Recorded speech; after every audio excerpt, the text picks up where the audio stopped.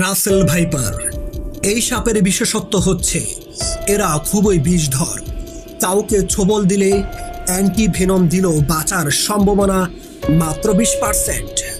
আরও ভয়ঙ্কর ব্যাপার হলো অন্যান্য সাপ সাধারণত নিজেরা আক্রান্ত হলে কিংবা সরাসরি কারোর সামনে পড়লে ছোবল দেয়, অন্যথায় কামড় দিতে আসে না, বরং পালিয়ে যাওয়ার চেষ্টা করে। কিন্তু রাসেল ভাইপার দূরে থেকে মানুষ দেখলেও তেড়ে আসে আর কামড় দেওয়ার চেষ্টা করে।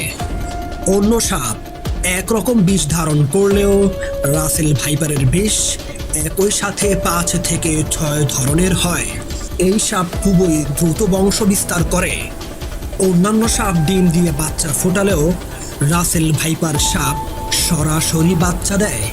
এরা কমপক্ষে 50 থেকে 60টি বাচ্চা দিলেও 80টি পর্যন্ত বাচ্চা দেওয়ার রেকর্ড রয়েছে।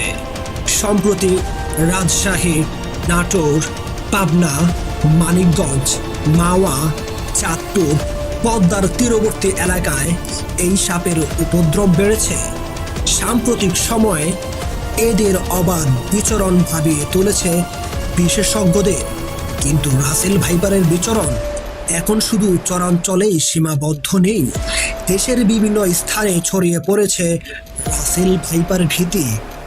বর্তমানে ঘনযোগ ও পরিত্যক্ত জমি অপেক্ষাকৃত কমে যাওয়ায় এই সাপ কৃষি জমিতেই থাকে।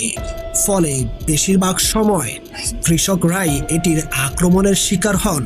তাছাড়া বর্ষাকালে নদীর পানি বেড়ে যাওয়ায় ভারতের নদ নদী থেকে বেশেও এই সাপ বাংলাদেশে প্রবেশ করতে পারে বলে মনে করা হচ্ছে।